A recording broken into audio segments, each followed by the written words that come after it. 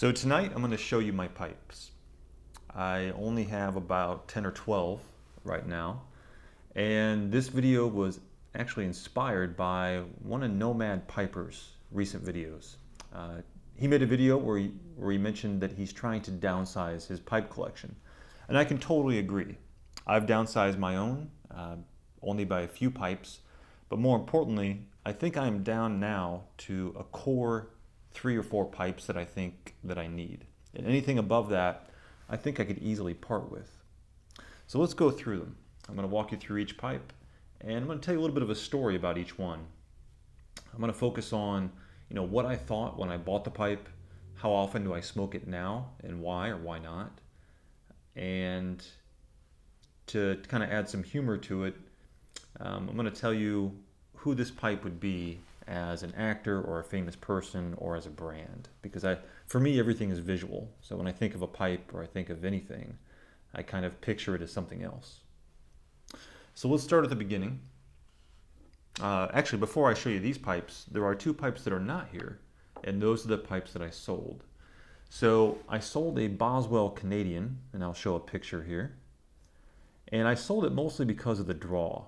It felt restricted, and if that pipe were a celebrity, I guess I would call it John Cryer, because the stem felt dainty, and the whole pipe kind of felt like a miser. It kind of felt like a complainer. The second pipe that I sold, and you guys are probably cringe at this one, I sold the Joe Case Sleepy Hollow Poker, and I sold it 2 days after I received it. I waited for 6 months, like many of us did. But during that 6 months, I actually bought another poker, which was a Boswell poker. So I got accustomed, I got familiar with what a poker is while I was waiting for the Joe Case one. And what I realized is I'm not a poker man. And so I knew, for the most part, that the very day the Joe Case pipe arrived, that I really didn't want it. So I put it on eBay and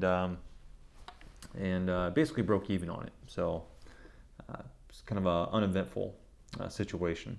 But if that pipe, and I spent a lot of time picking out the color of the stem and the brass or the ring color and everything. But if that pipe were an actor, that pipe would be Mark Wahlberg, because it was short, it was strong, but it didn't feel like it had much to say. It felt kind of brutish. So let me start from the left here. So this is my Boswell poker. I've had this for about a year, and I've only smoked it about 10 times. And the reason why is, when it's laying there next to this collection, it's just something I never want to reach for. It doesn't really have any advantage over any of these other pipes. And the one thing that I've realized that I've liked is a little bit of distance between my mouth and the bowl. And that's exactly what a poker doesn't do. So I just never really warmed up to this one. Though I do like it. It is definitely the most portable pipe here. But even then, I rarely take it out of the house. If this pipe were a brand or something like that, I guess I would call it a Saab, like a Saab car. I liked its quirkiness, like a Saab, but when it came down to the specs and the drivability and any other quality, it just didn't stand out against all these other Lexuses and Mercedes. So if I were to gift any of these pipes, it would probably be this one, or sell any of these pipes, it'd probably be this one. All right, the second one here is my Boswell Dublin, and this one's a real looker. I'll give you a closer look here. This one's a beauty, and a pipe maker actually complimented this one at a Richmond pipe show because of the huge chunk of briar that he thought it must have taken to make this. When I first bought this, I realized, or I really struggled with the huge amount of airflow you get, because this does fan out. That's what a Dublin style is. And it can burn really fast. So what I did is I learned how to pack it much tighter than normal. And I find that even to this day, this Dublin style, because of the way that it bows out, really creates a different smoking experience. And it's not necessarily better or worse, but it's definitely unique, and sometimes I'm kind of looking for that. This is a great pipe. The only drawback to this one is that I do view it as more fragile, probably because of the, I don't know, something, maybe it's just a visual illusion, but the stem in proportion to the bowl, it just looks more fragile to the eye. And for that reason, this is one that I rarely take in public as well. If this were a celebrity, I would call this one Sean Connery. That's the Sean Connery of my collection. But not Sean Connery from James Bond, Sean Connery from, let's say, Indiana Jones and the Last Crusade. So we're talking about tweed jackets here. Okay, the next one is my Boswell shotgun shell. Most of you probably know what this is, but in case you don't, if you look very closely, this is actually the top of a Remington shotgun shell. Very nice pipe. The red stem is kind of a love or hate thing. I liked it at the time, still like it. This is what I call a dresser pipe, the kind you feel like you need to shine your shoes before you take it out in the town. But however, the more curved, the harder it is to pass a cleaner through it. And because I like a dry smoke, I'm usually passing about a cleaner through a pipe at least 2 to 3 times in every bowl. And so this is a little more work. And so on those days where I'm just feeling kind of a little lazy, I'd much rather take a straighter pipe than a bend pipe. If this were a celebrity or a brand, I would call this one RoboCop, mostly because of the huge band. It just reminds me of RoboCop the movie.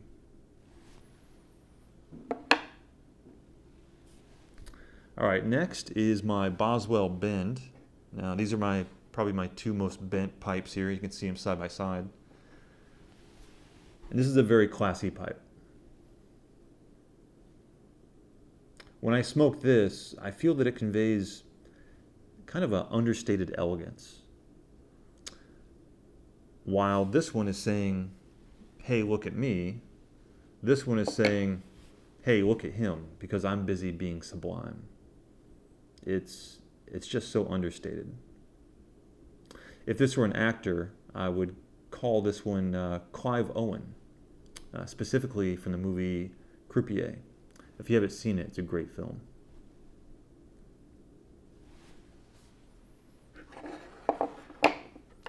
All right, next, it's kind of a surprise. This is my $35 Rigoletto, or Rigoletto, depending on how you pronounce it, that I bought off Amazon. I didn't have a churchwarden at the time and wanted to get one cheap because I didn't know if I'd like it. I'll show you the image here. Maybe some of you will recognize this. Maybe some of you won't.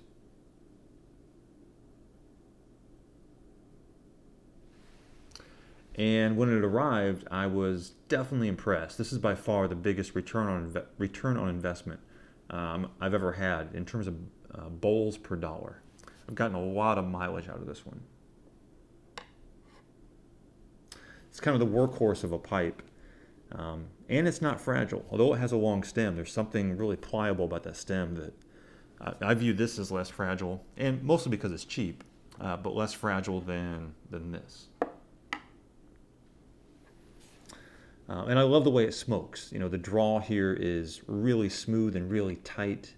And when I say tight here, I don't mean tight in terms of restricted. I mean tight in terms of kind of the same way a luxury car door shuts, and it has that certain click to it that a lesser car just won't have. That's the kind of draw and experience I get from this pipe.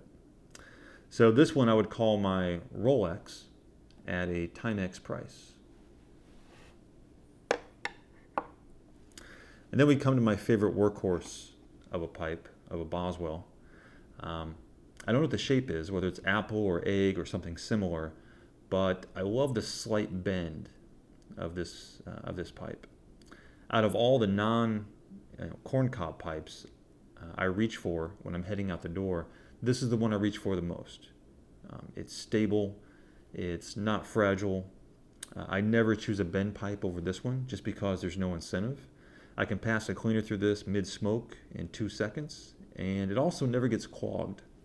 I find that these bend pipes, no matter how I pack them or how light I tamp them, For some reason, I'm going to say 50% of the time I get blockage or cloggage about mid-bowl.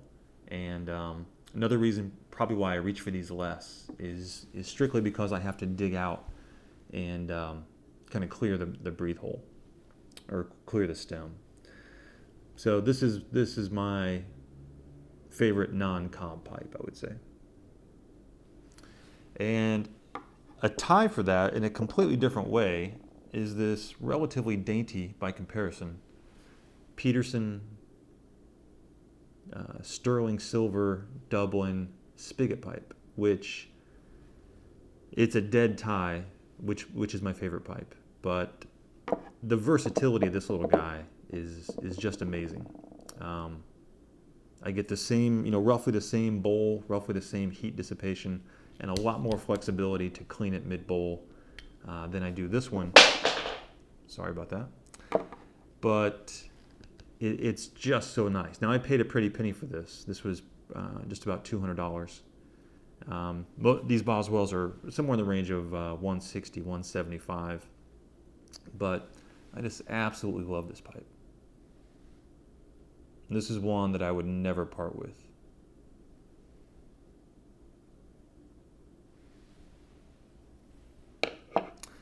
And then we get to, well, I have one more here. I was going to get to my cobs, but I did want to show you my very first pipe. So this is a Peterson Killarney, and I rarely ever smoke this. After my first month or two, I started acquiring some of these other pipes, and then again, just rarely ever chose this. It does have the system in it, which I realized you have to clean that separately. So a little bit of it was to do with the fact that it was just harder to clean. But the other part was that it didn't have a lot of personality. It was kind of, and it's not a cheap pipe. This is a nice pipe, but it just didn't have any character relative to the rest of these. And so for that reason, I rarely reached for it. So I would say this pipe, along with this Boswell poker, are two pipes that I could easily part with and really never regret, because I don't really smoke them anyway. I'm going to put this one back over here. And then we get to the true workhorses. We get to the corn cobs. So this is a freehand. You've seen a lot of my videos. I'm not going to spend too much time on this. These are forever stems, which are nice. And this is the only shape that I retain anymore. I've had almost every Missouri Meerschaum shaped bowl, but this Country Gentleman is the only one that I've ever kept. If another one cracked or I lost the other one of another shape, I never actually reordered it. I've only ever reordered this one. So that completes my collection. I did have a Chris Morgan cigar pipe here, which I won't really talk about. I never smoked this either. But when it comes down to kind of a core collection, if I was trying to pare this down to the absolute minimum pipes that I think I would want or need, to get by and live with, I would basically do this. I would pick these two. These are an absolute must. I would pick these two because these are a must. I need a small churchwarden here. That's for sure. When it comes to these bends, these are nice to haves, but I think there's been, weeks at a time that have went by where I haven't smoked these. I've actually forgotten about them and haven't missed them. So if I absolutely had to get down to 5 or 6 pipes, I could do without these. So I'm going to put these over here. I'm going to bring this Dublin over because this is a unique experience, a unique smoking experience. So I would want to keep this one as well. And like I said before, I could do without either one of these. So I'd put these over there. So I've never actually done this calculation before, and thanks to Nomad Piper for giving me this idea. But if I had to put it down to numbers, yeah, I think I could get by with 6 pipes. My Boswell Dublin, my $35 cheap churchwarden, my 2 corn cobs, the Freehand and the Country Gentleman, both with aftermarket forever stems. My Boswell apple or egg, depending on what you want to call that, and my Peterson spigot.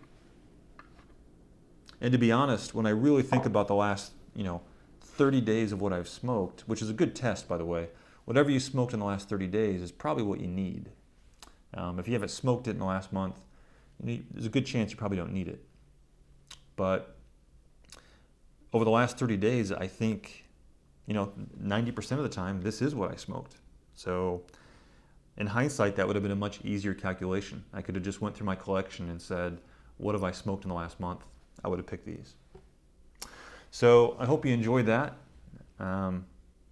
This has been kind of an educational experience on my side as well, because I already knew that I wasn't going to buy any more pipes in 2015, but this little exercise has kind of taught me that not only do I not need to buy any more pipes, but I could actually sell some pipes, and it would have almost zero effect on the enjoyment that I would have over the course of the next year.